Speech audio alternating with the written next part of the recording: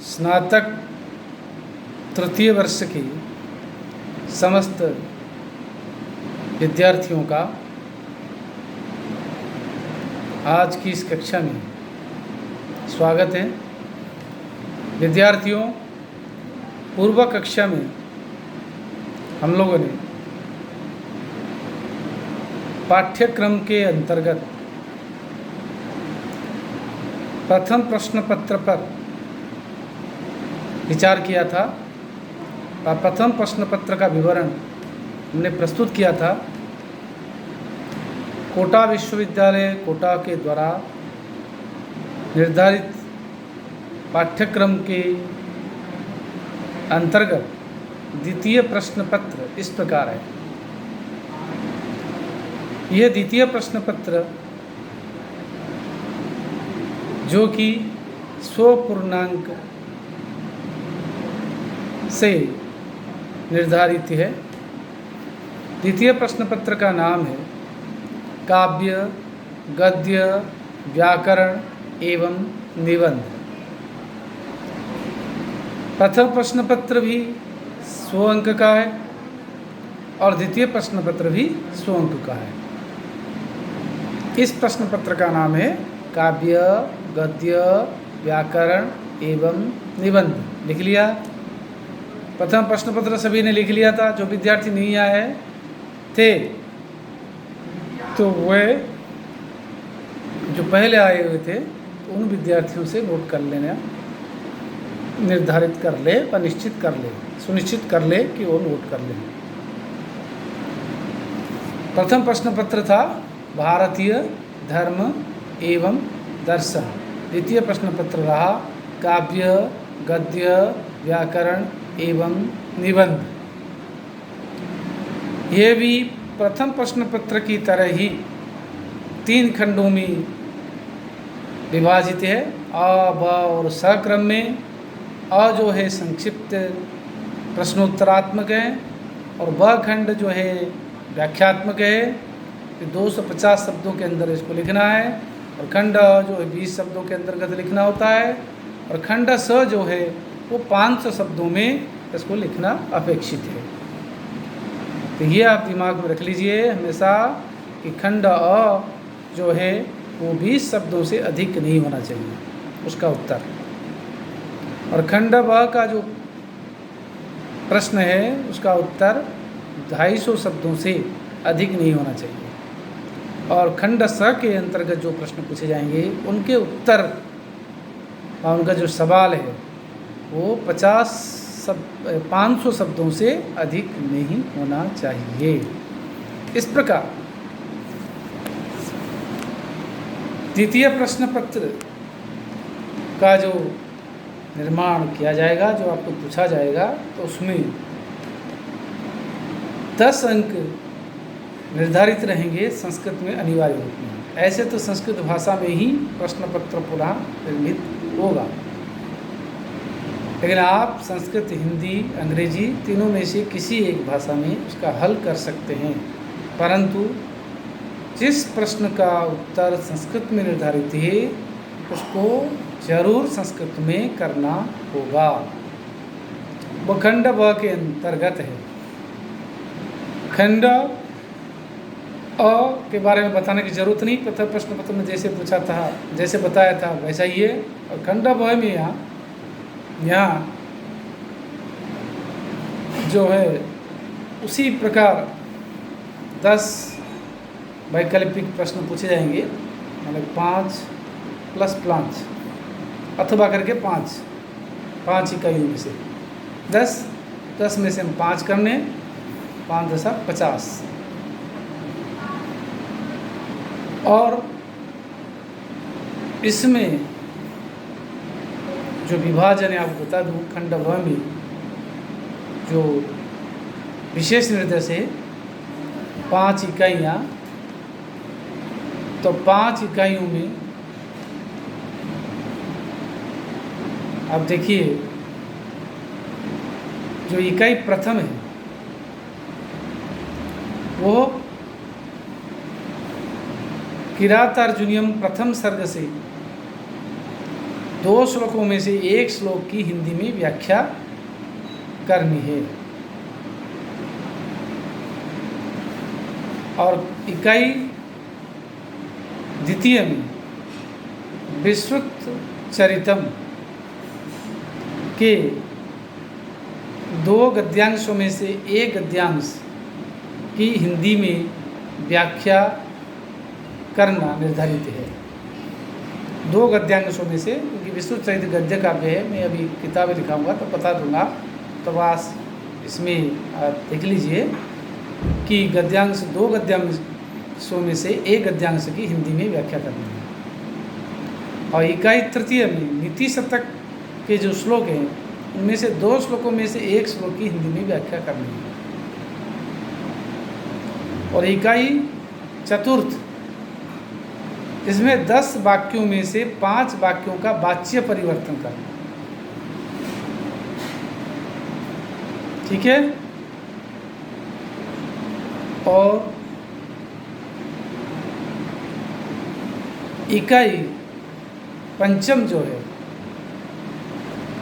वह है संस्कृत निबंध रचना से संबंधित है। संस्कृत में लिखना है, ये अनिवार्य है, जो कि 10 अंक का है। तो इस प्रकार इसमें भी 2 निबंध में से एक निबंध आपको करना है। तो जो निर्धारित है वो आपको बताऊंगा जब आपको इसके बारे में बताऊंगा, पुस्तकों के बारे में। तो इस प्रकार प्रथम इकाई किरातार्जुनीयम से संबंधित प्रश्न, द्वितीय इकाई के विस्तृत चरितम से प्रश्न किया व्याख्या, और इकाई तृतीय नीति शतकम से व्याख्या, और चौथी इकाई जो है वाच्य परिवर्तन है। 10 वाक्यों में से 5 वाक्यों का वाच्य परिवर्तन।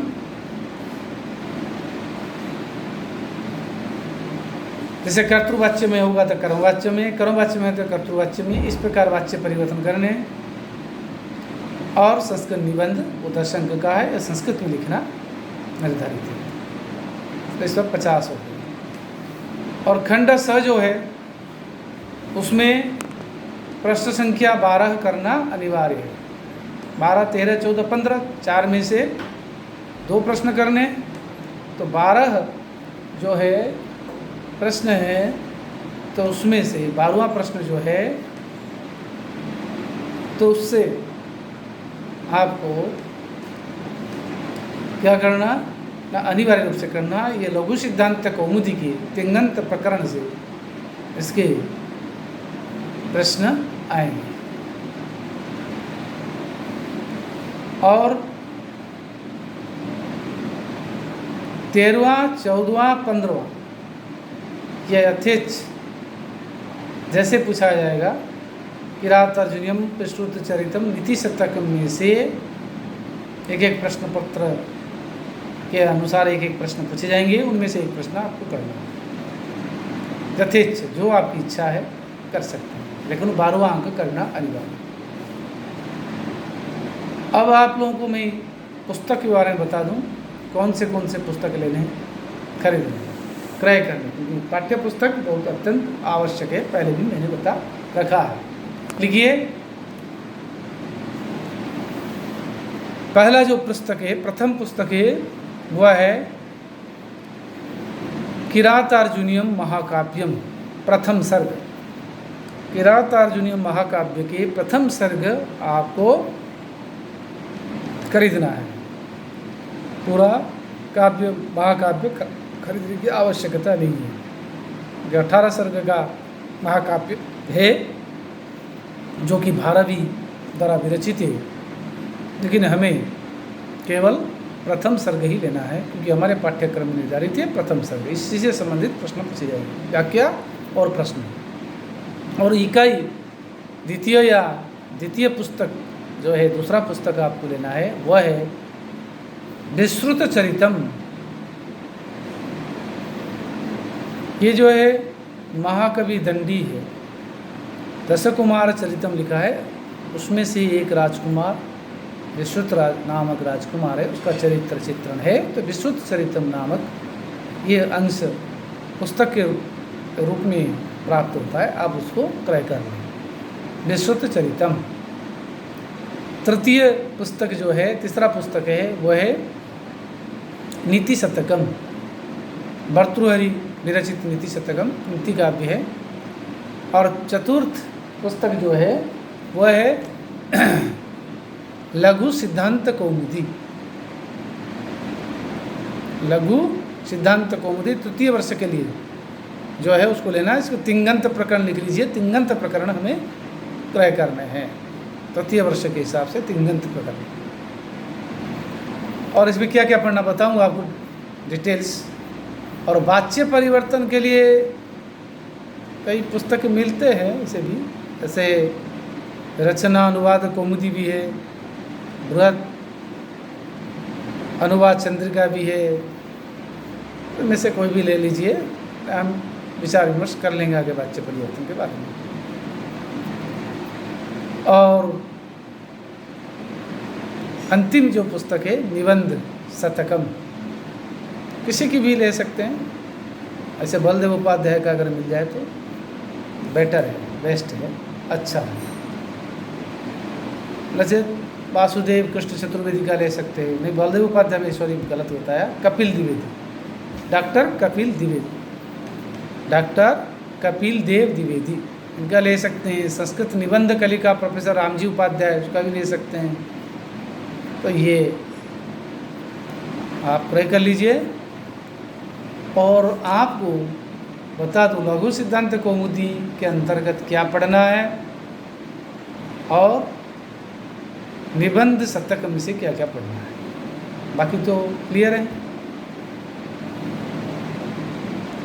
लघु सिद्धांत कौमुदी में तिंगंत प्रकरण जो है, इसमें भू धातु, एध धातु, अध धातु अधभक्षणे, हू धातु हवन करना, दीव धातु खेलना, प्रकाशित होना, भाषा खेलना आदि आदि, सुयु धातु स्यु सेवने, सुयु मूर्धन्य में छोटा हु की मात्रा य में हलंत, सुयु, सुय से सू रह जाता है। तुद धातु,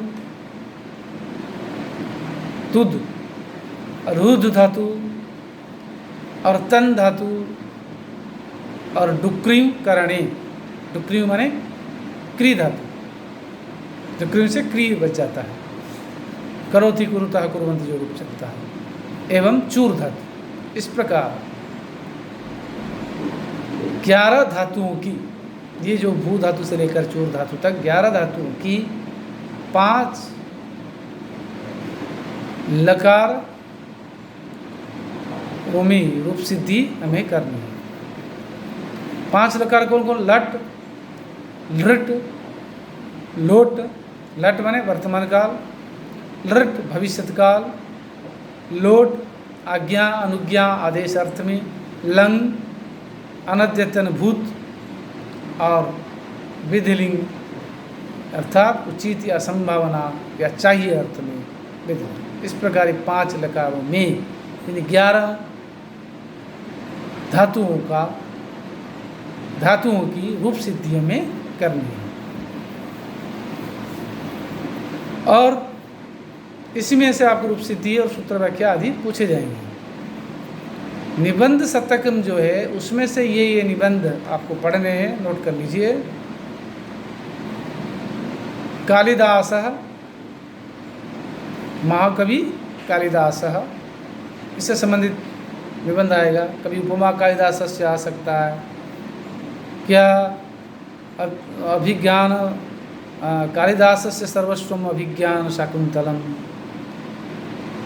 व कालिदासस्य प्रकृति चित्रणम, इस प्रकार आ सकता है। दीपशिखा कालिदासः, इस प्रकार आ सकता है। कालिदासः इसको पढ़ना, कालिदास के बारे में। महाकवि बाणः, बाण के बारे में पढ़ना। बाणोचिष्टम जगत सर्वम, ये भी आ सकता है। गद्यम कवि नाम निकषम वदंती थी, बाणभट्ट का आधार पर बाणभट्ट की कवित्व प्रतिभा को आप विवेचन कीजिए, कुछ भी आ सकता है। भारवी, महाकवि भारवी, भारवेर अर्थ गौरवम, जैसे ये शीर्षक आ सकता है। या भारवे कवित्वम, भारवी खाली इस नाम से भी आ सकता है। भारतीय संस्कृतेः संस्कृतभाषायाः महत्त्वं, भारतीय संस्कृतेः महत्त्वं, संस्कृतभाषायाः महत्त्वं और परोपकारः, एक शीर्षक है परोपकारः। नेक्स्ट है सत्संगति, सत्संगति। नेक्स्ट है परिश्रमः। नेक्स्ट है विद्यायाः महत्त्वं, विद्यायाः महत्त्वं। नेक्स्ट है स्त्री शिक्षा और पर्यावरण महत्त्वं या पर्यावरणस्य महत्त्वं या पर्यावरण प्रदूषण समस्या समाधानम च, पर्यावरण प्रदूषण समस्या समाधानम च, जो अभी समसामयिक समस्या है व समसामयिक विषय वस्तु है वह है पर्यावरण। इस पर भी प्रश्न पूछा जा सकता है। नेक्स्ट है राष्ट्र निर्माणे यूनाम योगदानम, राष्ट्र निर्माण में युवकों का योगदान, राष्ट्र निर्माणे यूनाम योगदानम। नेक्स्ट है अभिनव जनसंचार क्रांति, अभिनव जनसंचार क्रांति। ये जो निबंध है इनके अंतर्गत आपको तैयारी करनी है, इसी में प्रश्न पूछे जाएंगे। इस प्रकार आपको संपूर्ण पाठ्यक्रम संस्कृत के जो प्रथम प्रश्न पत्र और द्वितीय प्रश्न पत्र के रूप में विभाजित है, कोटा विश्वविद्यालय के द्वारा निर्धारित है। हमने आप लोगों को इसकी जानकारी दी है। आप इसी के अनुरूप पुस्तकें क्रय कर लीजिए और इसी तरीके से जिस रूप में प्रश्न पूछे जाएंगे वो भी विचार विमर्श किए गए, आप इसको तैयारी कीजिए और अच्छे अंक प्राप्त करेंगे। पाठ्यक्रम आपके सामने होना चाहिए, बिना पाठ्यक्रम से आप पढ़ेंगे क्या? जो पढ़ा रहे हैं आप इसी हिसाब से हमारी क्लास चल रही है। देखिए मैंने आप लोगों को तर्क संग्रह का पाठ पढ़ाना शुरू कर दिया था, पढ़ा रहा हूँ प्रथम प्रश्न पत्र में, और श्रीमद् भगवद गीता वो भी चल रही है, तो उसमें 10-12 कक्षाएं मैंने ले ली है। तर्क संग्रह के अंदर 4-5 कक्षाएं ले ली है और आगे और कक्षाएं लेंगे।